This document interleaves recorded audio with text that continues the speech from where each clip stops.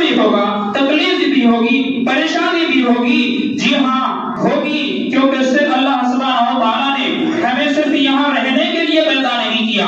اللہ سبحانہ و تعالیٰ نے ہمیں اونچا سے اونچا مقام، اعلیٰ سے اعلیٰ مقام دینے کے لیے ایک ایسی جگہ تیار کر رکھی ہے. اس جگہ پہ ہمیں اللہ سبحانہ و تعالیٰ پہنچانا چاہتا ہے، اس جگہ کو ہمیں اللہ سبحانہ و تعالیٰ دینا چاہتا ہے. اور وہ جگہ یوں ہی نہیں ملے گی، اس جگہ کو لینے کے لیے ہمیں یہ چیز جس کا ہم نام ابھی نہیں سن رہے ہیں، یہ چیز ہمیں آئے گی تبھی ہمیں وہ چیز ملے گی. چاہے ہم کتنا نیکوکار ہیں، چاہے ہمارے پاس کتنی نیکیاں ہیں، چاہے ہم متقی اور پرہیزگار بھی ہیں، لیکن ہمیں وہ چیز نہیں ملنی ہے جب تک یہ چیز اور یہ کڑوی اور تلخ چیز ہمارے پاس نہیں آئے گی. وہ چیز ہے جسے اللہ سبحانہ و تعالیٰ نے بیان فرمایا کل نفس ذائقۃ الموت، کہ ہر نفس کو موت کا مزہ چکھنا ہے. اس کا نام ہے موت، اسے ہم کہتے ہیں موت، کہ وہ موت ہر نفس کو آئے گی اور آ کر کے لے جائے گی. تب جا کر کے ہمارا اچھے اعمال کا، تب جا کر کے ہماری ان نیکیوں کا، تب جا کر کے ہماری ان نمازوں کا، تب جا کر کے ہماری ان دعاؤں کا، تب جا کر کے ہماری ان عبادتوں کا بدلہ اور صلہ ہمیں ملے گا. اللہ سبحانہ و تعالیٰ اپنی رحمت سے ہمیں جنت میں جگہ دے گا. اس کی دلیل بھی ہے، تو بعد میں ہم اس دلیل کو بیان کریں گے کہ یہ چیز ہے موت، جسے ہم اور آپ سر کر کے ڈر جاتے ہیں، کانپنے لگتے ہیں، تھروانے لگتے ہیں، لیکن اس وقت تک تھراتے ہیں جب تک وہ چیز ہمارے سامنے ہوتی ہے. جب ہم اس چیز کو سنتے ہیں، لیکن اس چیز کے سننے کے بعد جب وہ چیز ہمارے سامنے سے اوجھل ہو جاتی ہے، دور ہو جاتی ہے، دوری پیدا ہو جاتی ہے، تو ہم اس چیز کو بھول جاتے ہیں، جبکہ ہمیں بھولنا نہیں چاہیے. کیونکہ جب تک وہ چیز ہمیں یاد رہے گی اس وقت تک ہم اس آخرت میں کامیابی کے لیے تیاری کریں گے. لیکن جب ہم اس چیز کو بھول جائیں گے، جب ہم آخرت کو بھی بھول جائیں گے. اس لیے اس چیز کو اللہ کا رسول صلی اللہ علیہ وسلم نے یاد کرنے کہا اور کہا ذکرو ہذه اللذات، اکثروا ذکر هذه اللذات. اللہ کے رسول صلی اللہ علیہ وسلم نے فرمایا کہ اس لذت کو توڑ دینے والی چیز، اس مزے کو ختم کر دینے والی چیز، وہ تلخ اور تلخی پیدا کر دینے والی چیز موت کو کثرت سے یاد کرو. کیونکہ موت آنے کے بعد کا جو دور شروع ہوتا ہے وہ بڑا خطرناک ہوتا ہے، وہ بڑا مشکل ترین ہوتا ہے. اس دور کے لیے تم اس موت کو یاد رکھو. موت آتی ہے، مر جاتے ہیں، کیونکہ کل نفس الموت قدح کل نفس شاربہ، کہ موت ایسا جام ہے، ایسا پیالہ ہے، ہر نفس کو اس جام کو پینا ہے، اس شراب کو پینا ہے اور پی کر کے ہی یہاں سے جانا ہے.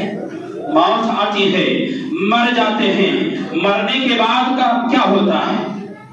اللہ کے رسول صلی اللہ علیہ وسلم بیان فرماتے ہیں یتبع المیت ثلاثۃ، کہ موت آئی، مر گیا، میت کے ساتھ تین چیزیں جاتی ہیں. اللہ کے رسول صلی اللہ علیہ وسلم فرماتے ہیں ایک شخص موت آ گئی، اسے دفنانے کے لیے، میت کو دفنانے کے لیے قبرستان تک، قبر تک تین چیزیں جاتی ہیں، اہلہ ومالہ وعملہ.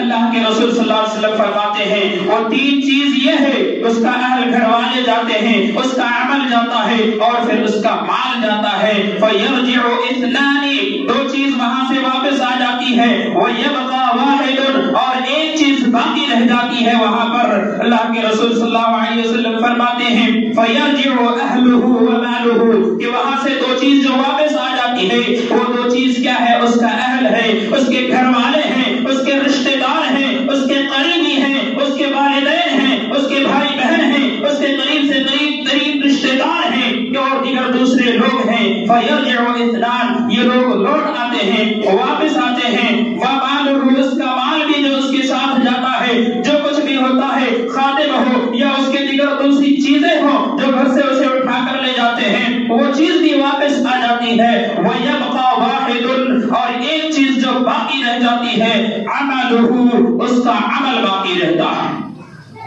وہ کون سا عمل ہے؟ وہ یہی عمل ہے جو آج آپ بیٹھ کر کے خطبہ سماعت کر رہے ہیں، سن رہے ہیں، کتاب و سنت کی باتیں سن رہے ہیں، موت کے بارے میں سن رہے ہیں اور کل جا کر کے اس پر عمل کرنا شروع کر دیں گے. یہ بیٹھے ہیں، یہ بیٹھنا آپ کی نیکی ہے. یہ جو خطبہ سن رہے ہیں اطمینان و سکون کے ساتھ سن رہے ہیں، یہ سننا آپ کا عمل ہے. یہ جو آپ نماز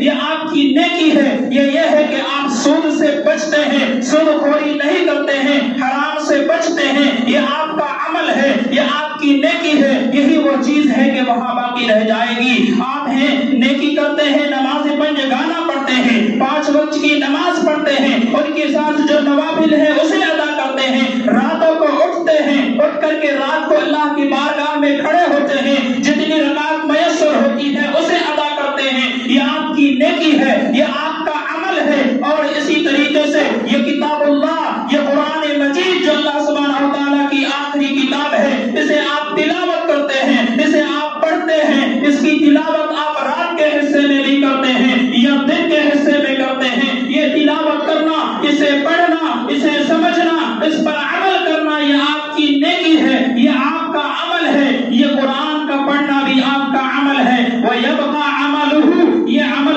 آپ کا وہاں چھوڑ جائے گا جو آپ کے ساتھ آپ کی قبر میں چلا جائے گا، اور باقی 2 چیزیں واپس آ جائیں گی۔ یہ چیزیں اگر آپ کے ساتھ ہیں تو آپ کے ساتھ وہاں باقی ہو جائیں گے، رہ جائیں گے ساتھ میں۔ کیوں رہ جائیں گے؟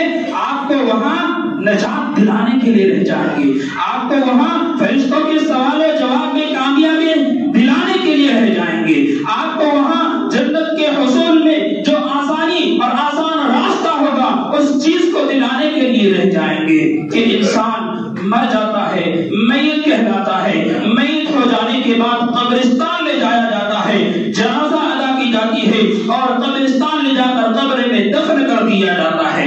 آئیے، آپ نے بھی دفنایا ہوگا، آپ نے بھی ایسا منظر دیکھا ہوگا کہ کچھ لوگوں کا موت آ گئی، وہ مر گئے، مالک حقیقی سے جا ملے، جنازہ ہوا، نماز ادا کی، کندھے پر اٹھایا، کندھا دیا اور کندھے بدل بدل کر قبرستان کی طرف چلے گئے اور وہاں جا کر کے قبر کے قریب رکھ دیا، اور پھر اس بستر سے، اس کھٹنی سے اٹھا کر اسے قبر میں جو اس کے لیے محل تعمیر کیا گیا ہے، جو گھر تعمیر کیا گیا ہے، جو مٹی کا گھر بنایا گیا ہے، اس گھر میں لے جا کر آپ نے اسے سلا دیا ہے۔ اب آپ تو واپس آ گئے ہیں، اب آخرت کا دور ان کے ساتھ شروع ہو جاتا ہے، عالم برزخ وہی سے شروع ہوتا ہے، وہی سے ان کا حساب و کتاب بھی شروع ہوتا ہے۔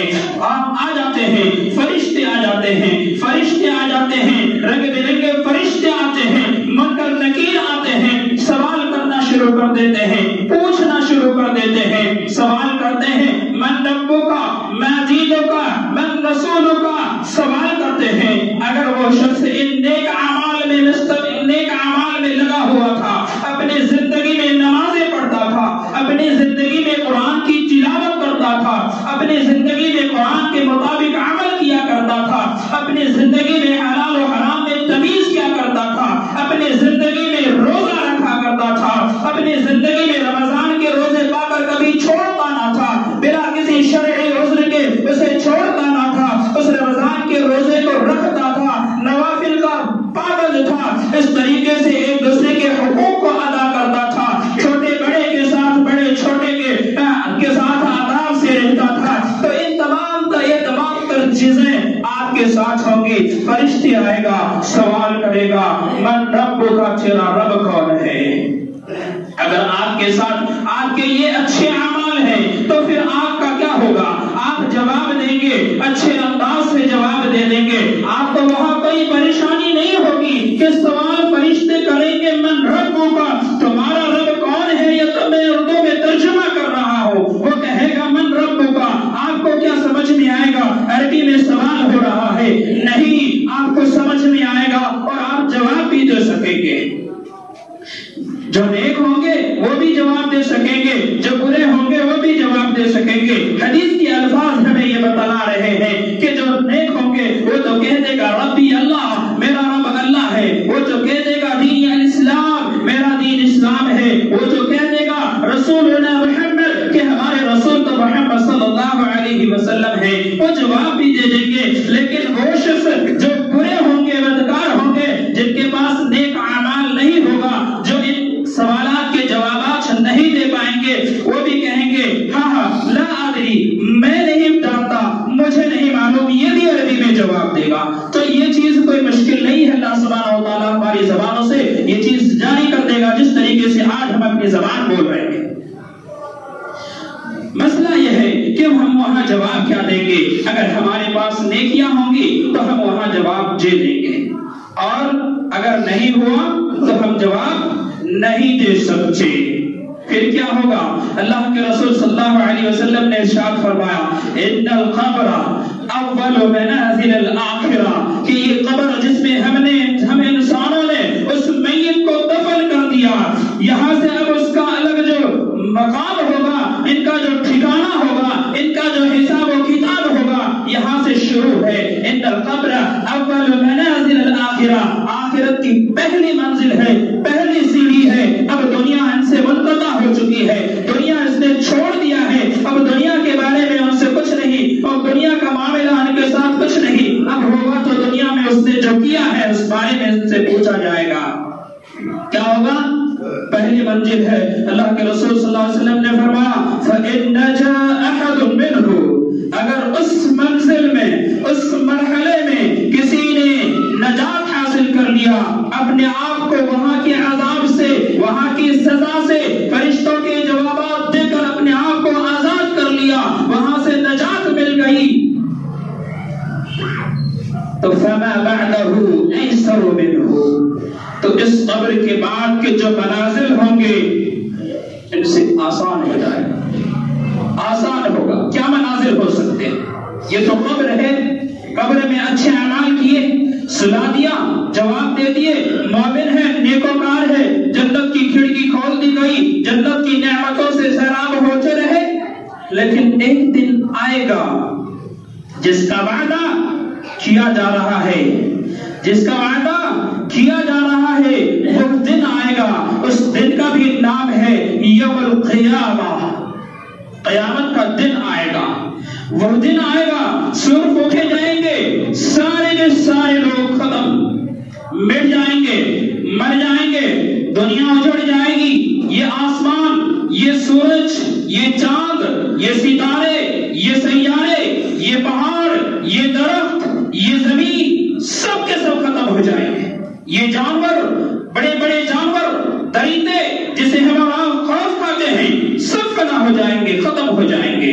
یہ انسان جو دندناتے ہوئے چلتے ہیں، پھرتے ہیں، طاقتور اپنے آپ کو کہتے ہیں، اپنے آپ کو بڑے سے بڑا مانتے ہیں، سب ختم ہو جائیں گے، مٹ جائیں گے۔ پھر کیا ہوگا؟